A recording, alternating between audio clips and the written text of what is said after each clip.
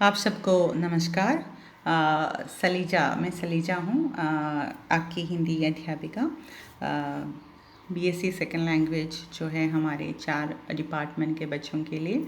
तो मैं चाहती हूँ कि मैं जो कहानी है, पहली कहानी हम पढ़ रहे हैं वो आप लोगों को वैसे मैं कविताएं अपलोड कर रही थी, 1 2 3 कविताएं अपलोड किया था बाकी सेकंड लैंग्वेज के बच्चों के लिए। उसी प्रकार से आप लोगों के लिए भी ऐसे ही कहानी अपलोड करना चाह रही हूँ। हो सके तो करूँगी। ये पहली कहानी जो है हमारी हरी बिंदी नामक कहानी है, मृदुला गर्ग जी की। ये जो कहानी बहुत ही ब्यूटीफुल स्टोरी है, बहुत ही खूबसूरत कहानी, बहुत ही खूबसूरत ढंग से, सरल ढंग से आप तक बहुत सारी बातें कन्वे कर रही है, जो स्त्रियों के बारे में, स्त्री की आज़ादी के बारे में, स्त्री की आज़ादी की इच्छा चाह के बारे में बहुत सारी बातें इसमें हैं। और मृदुला गर्ग जी के बारे में बताया जाए तो वे उनके बारे में जो कुछ बातें तो आपके पुस्तक में है ही, लेकिन उनमें से 2-4 बातें तो आप लोगों को ध्यान में रखना ही है। इन्होंने मीन्स वे तो हिंदी और अंग्रेज़ी में दोनों में ही वे लिखते थे। और इकोनॉमिक्स में एमए किया था और विश्वविद्यालय दिल्ली विश्वविद्यालय में अध्यापन का कार्य कर रही थी वो। और इनके बारे में कहा जाए तो उनको साठोतरी कहानी साहित्य में एक प्रमुख हस्ताक्षर के रूप में मानते हैं। 60 के बाद की कहानी जो साहित्य है, साहित्य के क्षेत्र में जो कहानी है, उनमें इनको एक प्रमुख हस्ताक्षर के रूप में मानते हैं। और समकालीन कथा साहित्य में मृदुला जी अपने आधुनिक दृष्टिकोण और सशक्त वाणी के लिए पहचानी जाती है। आधुनिक दृष्टिकोण जो आधुनिक तरीके से सोचती है और आधुनिक तरीके से लोगों की चिंता या लोगों की बातों को बदलने की कोशिश अपने कहानियों के ज़रिए वो करती है। और उनकी वाणी जो है सशक्त है, बहुत ही शक्तिशाली है कि उनकी कहानी और बयान करने के ज़रिए जो है उससे सब लोगों तक पहुंच ज़रूर जाती है। और उनकी कहानियों में नारी की मानसिकता की विभिन्न परत माने लेयर जो है ना, तो वो भी हम देख सकते हैं और अत्यंत सूक्ष्मता एवं शालीनता के साथ खुलती जाती है। और सूक्ष्मता जो माइक्रो लेवल में वो कहानी बताती है, तो इस कारण से जो माइक्रो लेवल से बातें करती है या बताई जाती है कहानी, उस कारण से लोगों तक पहुंचने में बहुत आसानी हो जाती है ना। तो उनकी कहानी 1-2 कहानियों के नाम भी आप याद रखिएगा। और पहले जो है हमें कहानी जो भी हम कहते हैं समझते हैं एग्ज़ाम ओरिएंटेड ही होते हैं, तो इस कारण से आप लोग मृदुला गर्ग जी के बारे में एक पैराग्राफ तो हम लिखेंगे ही। ऐसे हो तो एक पैराग्राफ शॉर्ट आंसर या सप्रसंग व्याख्या के रूप में हो तो हम क्या करेंगे, उसके पहले जो है ना 1-2 बातें तो मृदुला गर्ग जी के बारे में लिखना ही है। तो उनके बारे में जो बातें हैं वो आप समझिए और लिखिएगा। जो हम ये स्टार्ट करेंगे पहले से लेकर, आप लोग अपने अपने टेक्स्ट बुक में देखिएगा। हरी बिंदी है नाम। जो आप लोग ज़्यादातर लोग जो है बिंदी लगाने वाले बच्चों को मालूम है, हमेशा हरी बिंदी प्रेफर करने वाले बहुत ही कम होते हैं। आजकल तो ज़माना बदल गया है, इस कारण से थोड़ा सा बदलाव बिंदी लगाने में भी शायद आ गई है। लेकिन ये कुछ पहले की कहानी है और जो इस तरीके से बता रही है कि ये जो हरी बिंदी लगाने वाली बात है, बहुत विचित्र अजीब सी बात है, जो लगाने के लिए या ऐसे जो है फ्रीडम दिखाने के लिए, या लोग जिस तरीके से ही स्त्री को देखा गया है उसी तरीके से ही दिखाने में सारी स्त्री जो है हमेशा से अपने आप को मानती है कि ऐसा ही करना है, जो जिस तरीके से लोगों ने देखा है उस तरीके से ही मुझे रहना है। नहीं तो वे लोग क्या सोचेंगे, दूसरे लोग क्या करेंगे, क्या कहेंगे अपने बारे में, जो हमारे साथ रहते हैं वो हमारे बारे में क्या सोचेंगे। ऐसे बहुत सारी बातें इसमें आ रही हैं। मैं कहानी को बताते बताते आप लोगों को ये बताती जाऊंगी कि क्या हरी बिंदी जो हेडिंग है, इसके ज़रिए कहानी का हमारे मृदुला गर्ग जी क्या आप लोगों तक बताना चाहती है, कन्वे करना चाहती हैं। देखिए, आप लोग सुनिए। आँख खुलते ही आदतन नज़र सबसे पहले कलाई पर लगी घड़ी पर गई। सिर्फ 6:30। उसने फौरन आंखें दोबारा कसकर बंद कर ली और इंतज़ार करने लगी कि अब पलंग चरमराएगा और आवाज़ आएगी, उठना नहीं है क्या? पर जब कुछ देर चुप्पी बनी रही तो आंखें खोलकर देखा। यानी कि जो आँख खुलते ही आदतन जो आदत है उसकी हैबिट है कि सबसे पहले नज़र जो है कलाई पर लगी घड़ी पर, यानी कि उसकी रिस्ट पर लगी जो घड़ी है उस पर जाती है। और जो उठते ही वॉच देखने की आदत है उसको। तो उस आदत के साथ साथ उससे हमेशा से ये क्या होता है कि तभी पलंग चरमराएगी, यानी कि जो बिस्तर है जो बेड है उसे चरमराने की जो आवाज़ है वो आएगी और पूछेंगी कि ഉഠ്നാ नहीं है क्या, എഴുന്നേൽക്കണ്ടേ, എഴുന്നേൽക്കാനായില്ലേ എന്നുള്ള ഒരു ചോദ്യം പെട്ടെന്ന് അവൾ പ്രതീക്ഷിക്കുന്നുണ്ടായിരുന്നു। दोबारा ये जो आंखें जो है वो दोबारा कसकर बंद करने के बाद वो इंतज़ार कर रही थी, അവൾ പ്രതീക്ഷിക്കുകയായിരുന്നു ഇങ്ങനെ ഒരു ചോദ്യം। लेकिन जब कुछ देर चुप्पी बनी रही, मौनम തന്നെയാണ് കുറച്ച് നേരത്തേക്ക്, तो आंखें खोलकर देखा बिस्तर पर वो अकेली है, बेडिल അവൾ अकेली है, वो ये उसे महसूस हो गया। ओ हाँ, कल रात ही तो राजन दिल्ली गया है, याद ही नहीं रहा।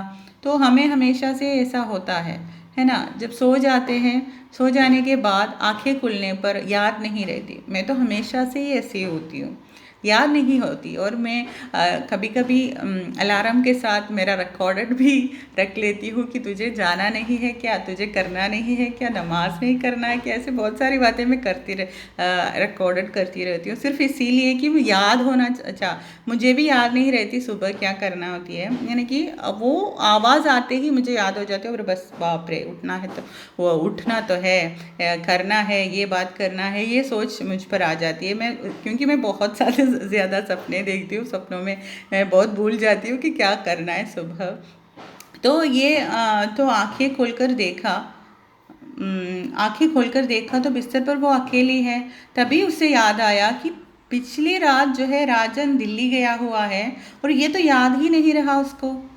तब तो अब उठने की कोई जल्दी नहीं है, तो वो सोच रही थी, हाँ अरे बाप रे, अब तो उठने की कोई जल्दी ही नहीं है।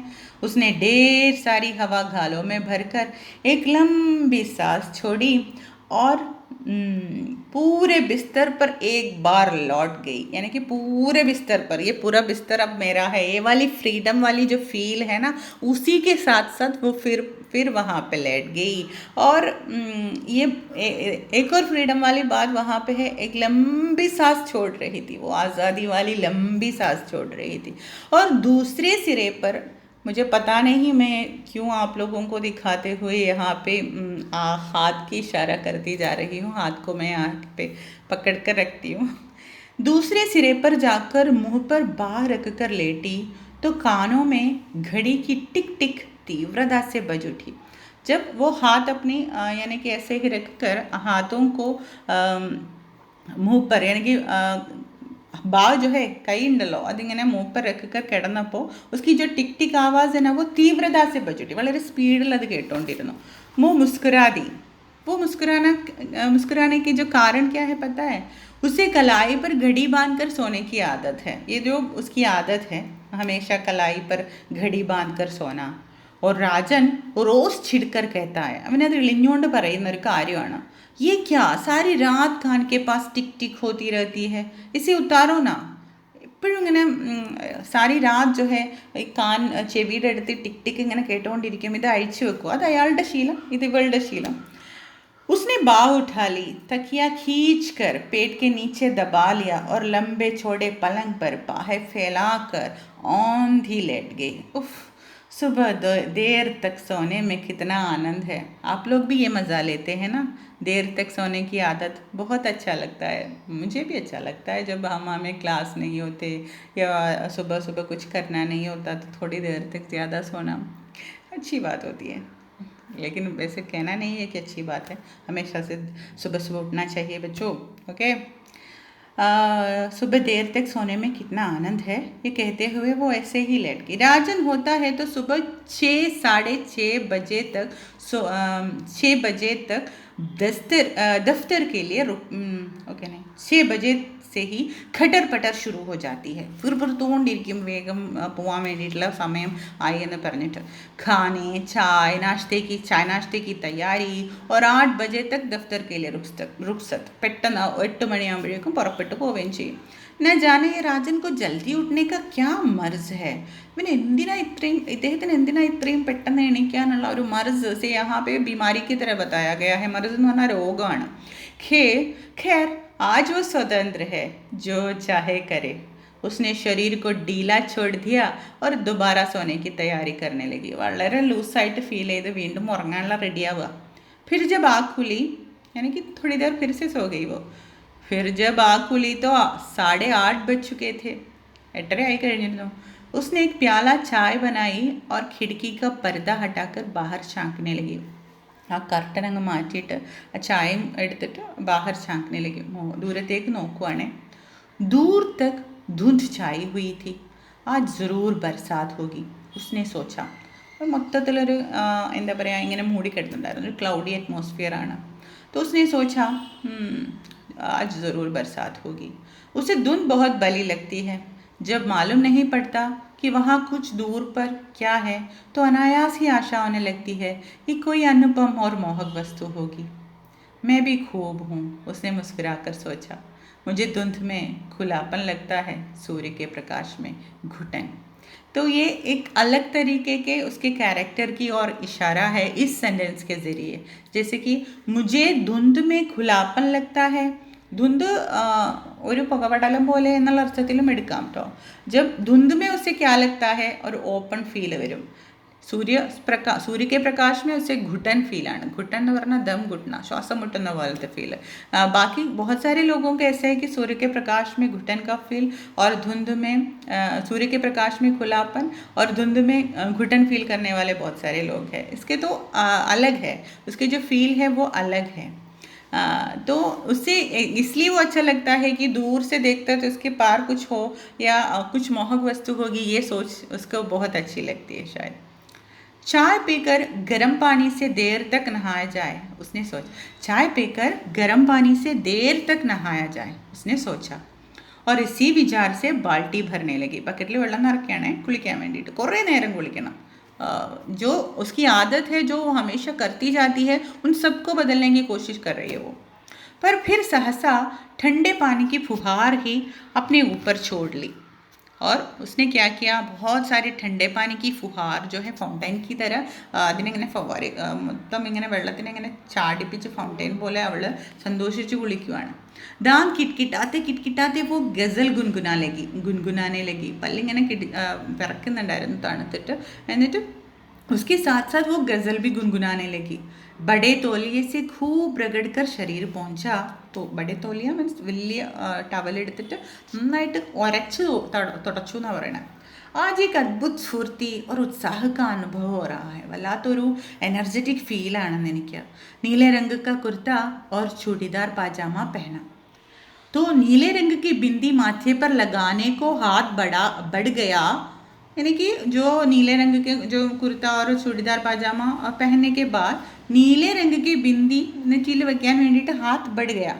फिर न जाने क्या सोचकर उसे छोड़ दिया और एक बड़ी सी हरी बिंदी लगा ली.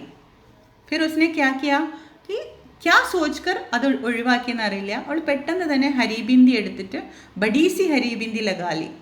और वो सोचने लगी, राजन होता तो कहता നീലെ पर हरा क्या तुक है. എന്ത് നീല കളറിൻ്റെ ഒപ്പം നീ പച്ചയാണോ ചെയ്യാൻ പോകുന്നത്? ക്യാ തുക്ക് है, ഇതിൽ എന്തൊരു റൈമാണുള്ളത്, എന്തൊരു പ്രാസമാണുള്ളത്. दर्पण में दिख रही अपनी ही प्रतिच्छाया को ज़बान निकाल कर चिढ़ा दिया. उसके बाद उसने क्या किया कि वो मिरर में, आईने में अपनी ही प्रतिच्छाया जो दर्पण में दिख रही थी उसे ज़बान निकाल कर करते हुए, यानी कि ज़बान नाव പുറത്തേക്ക് ഇട്ടിട്ട് തന്നെ കളിയാക്കി. और कहा, എന്നിട്ട് അവളോട് തന്നെ പറഞ്ഞു, तुक की क्या तुक है और खुद ही खिलखिलाकर हंस पड़ी. തുക് മാനെ റൈമാണ്, പ്രാസം എന്ന അർത്ഥമാണ്. എന്ത് ചേർച്ച എന്ന അർത്ഥത്തിലാണ് ഇവിടെയുള്ളത്. തുക് की क्या तुक है और खुद ही खिलखिलाकर हंस पड़ी. എന്നിട്ട് സ്വയം തന്നെ പൊട്ടി ചിരിക്കുകയാണ് ചെയ്തത്. दराज खोला तो नज़र बालों पर पड़ गई. उठाकर कानों में लटका लिए.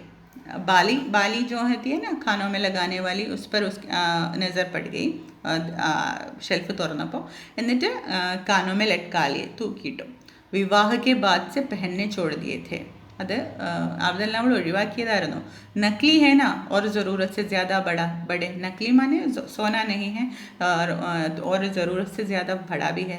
राजन कहता है ये दोनों, नकली भी है और ज़रूरत से ज़्यादा बड़ा भी है. तो इसी कारण से वो शादी के बाद ये पहना भी नहीं है. एक पुराना बैग हाथ में थाम कर छपट कर बाहर निकल आई. बरामदे में मुंडू बैठा आराम से सिगरेट फूंक रहा था. उनके सर्वेंट का नाम है मुंडू. वो वहाँ पर बैठा हुआ आराम से വളരെ വിശ്രമിച്ചുകൊണ്ട് सिगरेट फूंक रहा था. वहाँ पे एक और आज़ादी है, मुंडू की आज़ादी है. उसे भी पता है कि राजन जो है ना उसका मालिक जो है घर पर नहीं है. उसे वो भी सिगरेट किसकी थी, किसका सिगरेट है, राजन की. उसे देखते ही हथेली में छिपा ली. ഒളിപ്പിച്ചു വെച്ചു ഹത്തേലിയിൽ, കൈയുള്ള കയ്യിൽ. संजीदगी से बोला खाना क्या बनाओ. വളരെ സിമ്പിളായിട്ട് വളരെ പാവത്തരത്തോടുകൂടി ചോദിച്ചു ഖാന എന്താ ഉണ്ടാക്കേണ്ടതെന്ന്. कुछ नहीं उसने कहा. नहीं खाएंगे तुम्हारी छुट्टी. ഇന്ന് ഞാൻ കഴിക്കുന്നില്ല, आज तुम्हारी छुट्टी है. मुंडू की घबराई सूरत देखकर वो हंस पड़ी और बोली मेरा मतलब जो तुम्हें अच्छा लगे बना लेना. तुम्हें जो पसंद है वो बना लेना, तुम्हें ही खाना है. ചായ खाओ, ചായ ചുട്ടി മനാവോ, എന്ത് വേണേലും നിനക്ക് ചെയ്യാം. നിനക്ക് വേണ്ടി കഴിക്കാനല്ല നീ ഉണ്ടാക്കുക. तुम चाहे तो खाओ या छुट्टी मनाओ, നീ ആസ്വദിച്ചോളൂ छुट्टी എന്ന് പറഞ്ഞു. बिना इसकी चिंता किए कि ठीक कहाँ जाएगी या क्या करेगी वो सड़क पर कुछ दूर चलती गई. हम पहले तो हम सोच कर ही निकलती है ना, क्या करना है, कहाँ जाना है, कहाँ कहाँ पर हमें जाना है, ये सब सोच कर हम निकलते हैं. लेकिन इसने आज तो कुछ दूर चलने के बाद भी ये अभी तक नहीं सोचा है कि कहाँ जाना है. सिर्फ उसे तो अपनी आज़ादी मनानी है और इसे ये नहीं सोचा है अब तक कि कहाँ जाना है. बस इतना ज़रूर जानती है कि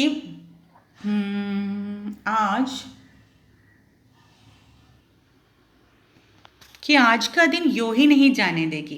कुछ तय करने के पहले ही वर्षा आरंभ हो गई. यूं ही नहीं जाने देगी आज का दिन. आज का दिन जो है उसके लिए बहुत ही फ्रीडम वाले दिन है और उसे ऐसे ही नहीं जाने देना है. तो कुछ तय करने के बाद, फिक्स करने के बाद पहले ही वर्षा आरंभ, कुछ तय करने के पहले ही वर्षा आरंभ हो गई. मഴ പെയ്യാൻ തുടങ്ങി. उसने कुछ दूर भाग कर टैक्सी को आवाज़ लगाई और भीतर घुसकर सोचने लगी. टैक्सी के अंदर मीन्स घुसने के बाद ही सोच रही थी अब टैक्सी ली है तो कहीं ना कहीं जाने को कहना ही पड़ेगा. എവിടാണെങ്കിലും പോന്ന് പറയേണ്ടി വരുമല്ലോ. तो उसने बताया जो जहांगीर आर्ट गैलरी. उसने जो सबसे पहले मुंह में आया वही कह दिया. ആദ്യം വന്നതങ്ങ് പറഞ്ഞു. गैलरी में किसी आधुनिक चित्रकार की प्रदर्शनी हो रही थी. विशेष कुछ समझ में नहीं आया पर आनंद अवश्य आया. आज कुछ भी करने में आनंद आ रहा है. ये लाइन भी देखिएगा. इट्स बहुत सारी बातें यहाँ पे एक एक सेंटेंस में बताने के लिए है, लेकिन मैं ऐसे ज़्यादा एक्सप्लेन ना करते हुए आगे बढ़ रही हूँ ताकि हमारे ये जो वीडियो है ज़्यादा नहीं बढ़ जाए और आपका MB वगैरह ज़्यादा हो जाएगा देखने के लिए. तो मैं कम कर रही हूँ, लेकिन आप जो है एक बार मैं कह रही हूँ वो फिर से सुनना है आपको. अगर समझ में नहीं आए तो पहले से सुनना है आपको. ओके. विशेष कुछ समझ में नहीं आया पर आनंद अवश्य आया. ये आर्ट गैलरी में जो वो देखने गई थी ना, उसे ज़्यादा समझ में नहीं आया कि क्या है, लेकिन उसे बहुत खुशी तो हुई और उसके साथ साथ ये कह रही है कि आज जो कुछ भी कर रही है आनंद बहुत आ रहा है. एक चित्र के आगे वो काफ़ी देर तक खड़ी रही. ഒരു ചിത്രത്തിന് മുമ്പിൽ അവൾ ഒരുപാട് നേരത്തേക്ക് ഇങ്ങനെ നോക്കി നിൽക്കുകയാണ്. पूरे कैनवास पर रंग बिरंगी रेखाएं इधर उधर ദോടി ചലി ജാ രഹി ഹെ. ഒരുപാട് ലൈൻസ് ഇങ്ങനെ ഒരുപാട് ഭാഗത്തേക്ക് ഇങ്ങനെ ഓടിപ്പോകുന്നത് പോലെ ഒരു ക്യാൻവാസിൽ. अरे उसने सोचा ये तो बिल्कुल मेरे कुर्ते के समान है. वो जोर से हंस पड़ी, इतने जोर से कि पास खड़ा एक दड़ील आदमी उसे घूरने लगा. कहीं यही तो चित्रकार नहीं है. बेचारा, ज़रूर चित्र अत्यंत त्रासद रहा होगा. तो उसकी जो सोच है वो सब आज़ादी वाली सोच है आज. क्योंकि जब वो कैनवास में पिक्चर देखा तो वो अपने चूड़ीदार से, अपनी सलवार से उसको कंपेयर कर रही है, तुलना कर रही है. और उसके बाद जब ज़ोर से हंस पड़ी, यानी कि खुशी, आज़ादी वाली खुशी उसके अंदर है ना, तो उसके कारण वो ज़ोर से हंस पड़ी, जो उसे पसंद है ज़ोर से हंसना. और इतने जोर से कि പാസ് ഖട एक ദടിയൽ ആത്മി അടുത്ത് നിന്നുണ്ടായിരുന്ന ഒരു ദടിയൽ ആത്മി വളരെയധികം മീൻസ് ദാടിവാല ആത്മിയാണ് ദടിയൽ ആത്മി അയാൾ വളരെയധികം घूरने लगा അങ്ങനെ തറപ്പിച്ച് നോക്കുകയാണ് कहीं यही तो चित्रकार नहीं है बेचारा പാവം ഇയാളൊന്നും അല്ലല്ലോ ജറൂർ ചിത്ര അത്യന്തം ത്രാസത് रहा होगा ത്രാസത് മാനെ ട്രാജിക് ആണ് ട്രാജഡി ആയിട്ടുണ്ടാവുമല്ലോ ചിത്രം എന്ന് അവൾ ഓർത്തു उसने चेहरे को सानुकूल बनाया यानी कि उसकी जो एटमॉस्फेयर है उसके अनुकूल उसने चेहरे को बनाया और दड़ियल के पास जाकर विनम्रता से कहा सॉरी और फ़ौरन बाहर निकल आई बाहर निकलकर ख्याल आया हो सकता है वो कलाकार ना हो ചിലപ്പോൾ അയാളായിരിക്കില്ലേ ആർട്ടിസ്റ്റ് कोई उद्योगपति हो कोई इंडस्ट्रियलिस्ट हो या दो किस्म के इंसान ही दाढ़ी रखने का साहस कर सकते हैं कलाकार और सामंत यानी कि दो तरह के लोग ही दाढ़ी रखने का जो साहस है वो कर सकते हैं पहले ज़माने की है दाढ़ी तो अब आजकल सभी रखते हैं इसके बारे में सोचिए मत कलाकार और सामंत जो പൂഞ്ചിപതി लोग होते हैं ना ഫ്യൂഡലിസ്റ്റ് ആയിട്ടുള്ള വളരെ വലിയ മുതലാളിമാരൊക്കെയാണ് സാമന്തായിട്ടുള്ള ആളുകളാണ് വെക്കാറ് അല്ലെങ്കിൽ കലാകാരാണ് सामंत तो अब रहे ही नहीं ഇപ്പം അവരില്ല അവരുടെ उनका स्थान जो है उद्योगपतियों ने ले लिया ഇപ്പം കോർപ്പറേറ്റ്സുകളാണല്ലോ അല്ലേ तब तो दिन भर यही सोचता रहेगा इसने सॉरी क्यों कहा तो वो अगर ये नहीं मेरा मैंने जो सॉरी इसीलिए कहा था कि आर्टिस्ट को सोचकर लेकिन अगर आर्टिस्ट नहीं हो तो वो सोचता रहेगा इस पूरे दिन मैंने सॉरी क्यों कहा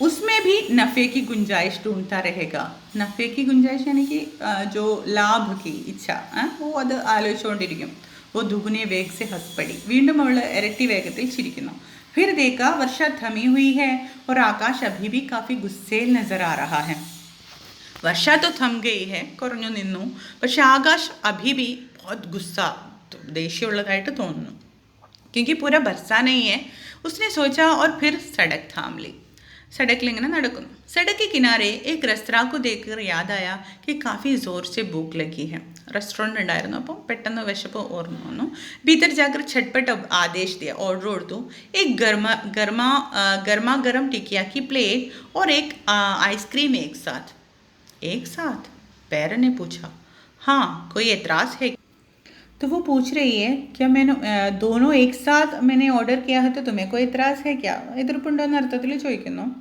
यानी कि टिकिया माने जो है केक की तरह का एक चीज़ है खाने का एक पकवान है गर्मा गर्म है और आइसक्रीम तो जो है ठंडा है दोनों को एक साथ पहली बार कोई पूछ रही होगी कोई ऑर्डर कर रही होगी इसीलिए जो बैरन ने जो ऐसे ही पूछा था लेकिन उसने ऐसे ही उत्तर दिया जी नहीं लाया उसे ठंडा और गर्म साथ खाना बहुत भला लगता है भयंकर इष्टान ऐसे खाना कहते हैं दांत खराब हो जाते हैं ऐसे खाने से यानी कि पहले ठंडे को और फिर बाद में गर्म को एक साथ लेने से दांत खराब हो जाता है हमने भी सुना है ना तो वो कहते हैं दांत खराब हो जाते हैं कितना चटपट काम हो गया आज कितनी जल्दी काम हो गया अगर राजन कहता है तो बढ़िया जगह बैठकर आराम से खाने की जो सूची है मेनू है वो देखने के बाद सोच विचार कर आदेश दिए जाते हैं ऐसा तो मेरे लिए तो काम तो इतनी जल्दी से हो गया इतनी आसानी से हो गया अगर राजन होता तो ऐसा नहीं होता ऐसे वो सोच रही हैं शायद आप लोगों को समझ में आ रही है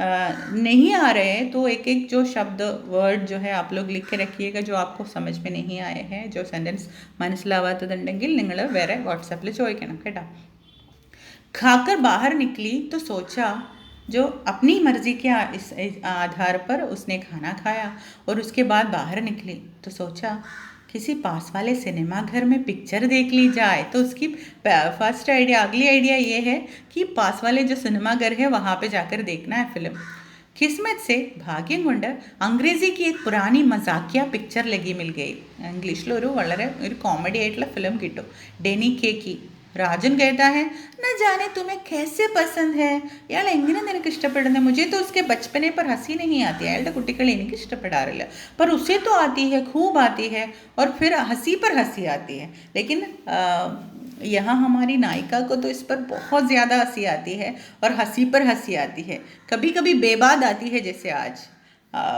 बेबात यानी कि बिना कारण से भी वो हंस जाती है जैसे आज हो रही है पिक्चर के दौरान वो आज और दिनों से भी अधिक ठहाके लगा रही थी. ठहाके लगाना मीन्स പൊട്ടി ചിരിച്ചോണ്ടിരിക്കുകയായിരുന്നു इस पिक्चर के दौरान കണ്ടുകൊണ്ടിരിക്കുമ്പോൾ. पास बैठे आदमी की सूरत तो अंधेरे में नहीं दिख रही थी. जो അടുത്തുണ്ടായിരുന്ന ആത്മിയുടെ सूरत അയാളുടെ ഫേസും ഭാവവും ഒന്നും रूबों अंधेरे में नहीं दिख रही थी, पर हंसने में वो उससे 2 कदम आगे ही था. उससे भी ज़्यादा वो हंस रहे थे. उससे 2 कदम आगे माने 2 സ്റ്റെപ്പ് കൂടുതലായിരുന്നു എന്നുള്ള അർത്ഥത്തിൽ.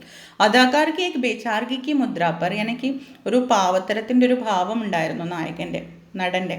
उस मुद्रा पर वे दोनों इतनी ज़ोर से हंसे कि उनके हाथ आपस में टकरा गए. यानी कि उनके जो हाथ हैं हंसते हंसते हुए आपस में टकरा गए, कुटी मुटी. सॉरी कहने के विचार से एक दूसरे की ओर मुड़े. दोनों ही सॉरी कहने के लिए दूसरों की ओर मुड़े, पर माफ़ी मांगने की बजाय एक ठहाका और लग गई. यानी कि മാഫി സോറി പറയുന്നതിന് പകരം ഒരു പൊട്ടിച്ചിരി കൂടി കൂടുതൽ ചെയ്തു എന്ന അർത്ഥത്തിൽ. उसके बाद हर बार यही हुआ. हंसी आने पर अनायास वे एक दूसरे को देखते और फिर मिलकर हंसते. तो जो कॉमेडी टाइम आ जाते थे, जो मजाक का जो वक्त आ जाता है फिल्म पे, तब एक साथ दोनों हंसने लगे.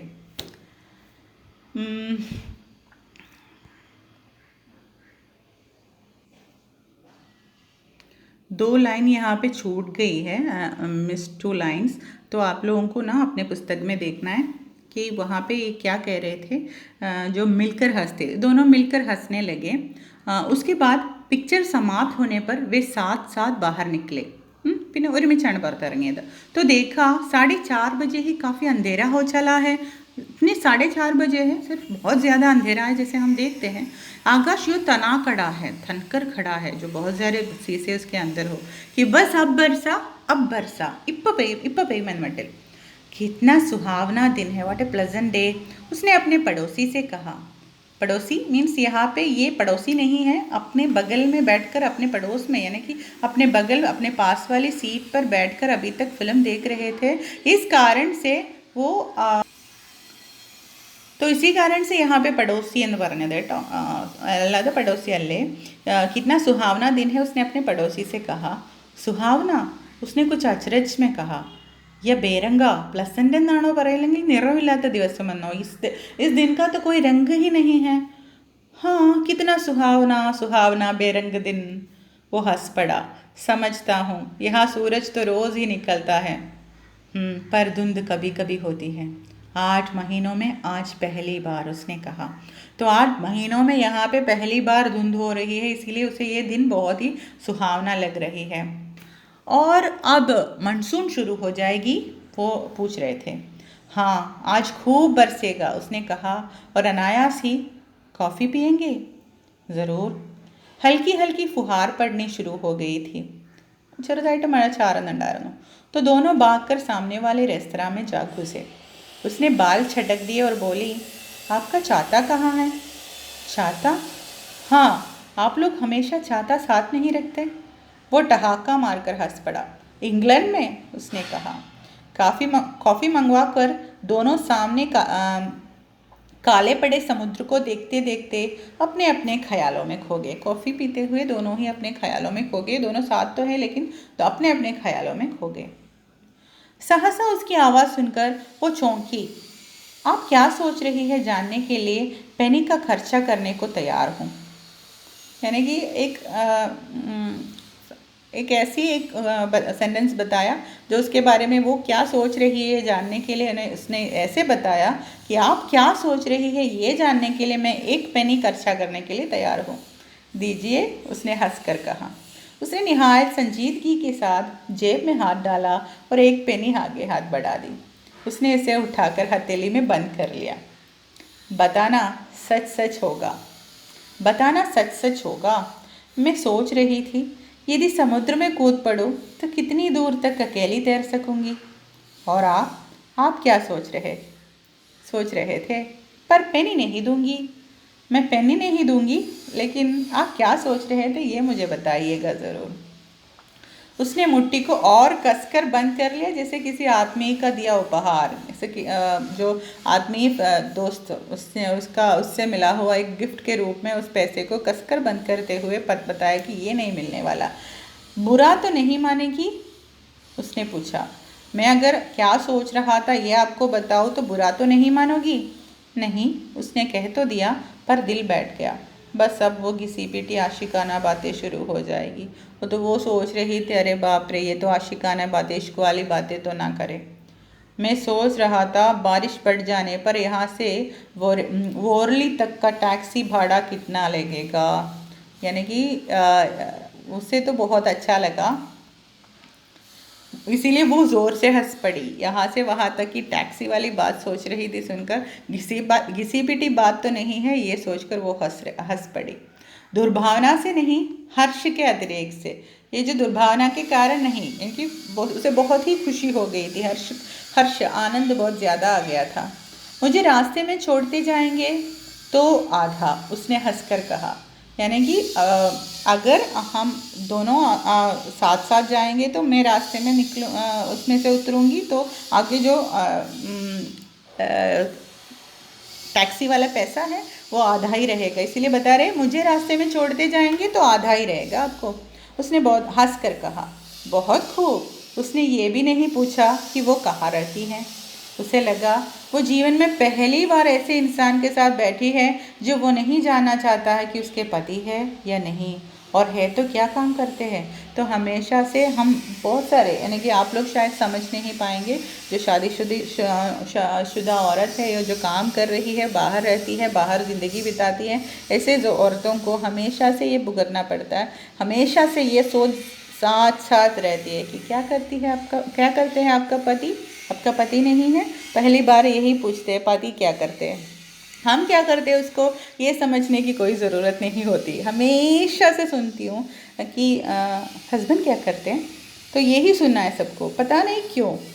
तो ऐसे ना सोचने वाले या अभी तक ना पूछने वाले होने से वो उससे बहुत, यानी कि उसे लग रहा था, उसे लग रही थी कि ये बहुत ही एक अलग किस्म का इंसान है। ये तो कुछ भी नहीं पूछा। समुद्र के जल पर गिरती वर्षा की बूंदें कितनी अच्छी लगती है। हाँ। फिर दोनों कुछ देर चुप रहे। प्रशांत महासागर पर जब जहाज आता है तो उसके अग्रभाग से चिरता जल चांदी के समान चमकने लगता है, उसने कहा। तो वहाँ पे समुद्र की खूबसूरती हो रही है और उस ओशियन के ऊपर जब जहाज शिप आते हैं तो उसके अग्रभाग जो नोक है वहाँ पे जल जो है चांदी के समान, सिल्वर के समान चमकने वाली, शाइन करने वाली चीज़ों के बारे में वो बता रही हैं। उसने कहा क्यों? शायद फॉस्फोरेंसेंस के कारण। आपने कभी नहीं देखा? नहीं, मौका मिले तो देखिएगा। आप बहुत घूमे हैं? उसने हल्की ईर्ष्या के साथ पूछा। बहुत। अदिति याद करके मुस्कुरा रहा था। सबसे अच्छी जगह कौन सी लगी?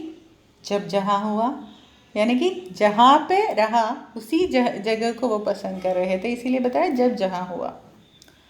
वो हिचकिचाहट के साथ मुस्कुराया।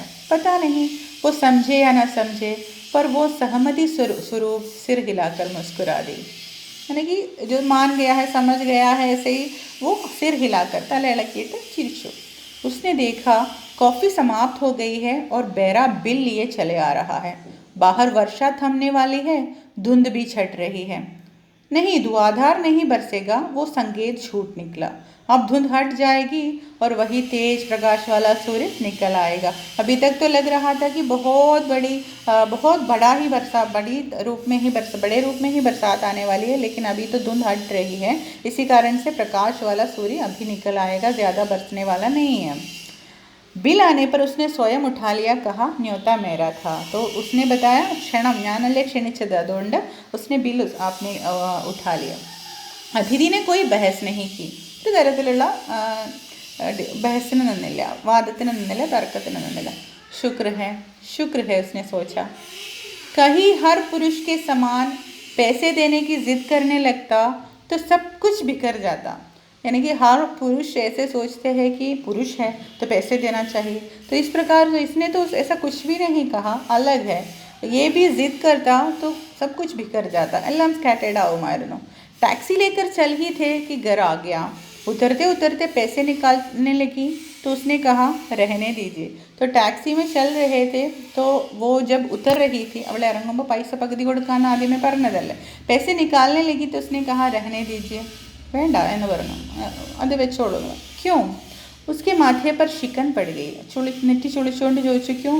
आज का दिन मेरे लिए काफ़ी कीमती रहा है, ഇന്ന് എൻ്റെ പ്രീഷ്യസ് ഡേ ആയിരുന്നു എന്ന് പറഞ്ഞു। कैसे? मैंने आज से पहले किसी को हरी बिंदी लगाए नहीं देखा, उसने स्निग्ध स्वर में कहा। वो ज़रा टिटकी कि टैक्सी चल दी, कुछ दूर जाकर आंखों से ओझल हो गई।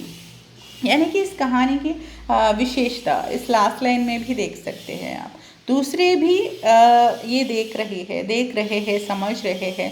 हरी बिंदी लगाने के मतलब क्या है कि वो थोड़ी सी मीन्स सबसे हटके है, और जो वो कहना चाह रही मीन्स जीना चाह रही है, समाज में जिस आज़ादी के साथ रहना चाह रही है, उस खुशी के रूप में वो उसने जो बिंदी लगाई थी उसको एक अजीब रूप में या अजीब तरीके से या एक आज़ादी के रूप में ही शायद उसने लिया हो, या अलग किस्म की एक औरत के रूप में इसे समझा हो, या आज़ाद फील करने, कुछ भी हो। उसने पूछा भी नहीं कुछ भी, लेकिन उसने जो है लास्ट लाइन के साथ साथ उसको बहुत प्रीशियस, यानी कि डे को प्रीशियस बताया, उसे भी प्रीशियस बता दिया। और जो खुशी अब तक उसको थी उसको डबल बनाने वाली थी ये सेंटेंस। तो ये पूरी कहानी जो है हमारी मीन्स औरतों की खुशी के बारे में, औरतों की आज़ादी के बारे में, जो सोचने के लिए या नियमों के पर बहुत सारे नियम हमारे इर्द गिर्द रहते हैं, हमारे आसपास रहते हैं, और कहते रहते हैं कि ये करो वो करो, ये ना करो वो ना करो, यही करो ऐसे ही करो, ऐसे कहने वाले बहुत सारी बातें होती है। इन सारी बातों को छोड़कर सिर्फ हमारी जो इच्छा है उसके आधार पर जीना। मैं जब आप लोगों से बात करूँगी ना, आपस में हम क्लास में बात करेंगे, तो मैं बहुत सारी बातें इससे जोड़कर आप लोगों को सुनाऊंगी। इससे जोड़कर बहुत सारी बातें आपको सुनाने के लिए हैं। ये कहानी समझने के लिए तो यही काफ़ी, मैं ऐसा समझती हूँ। आप लोग पढ़िए और पढ़कर देखिए कि समझ में आ रहा है कि नहीं। Okay, thank you.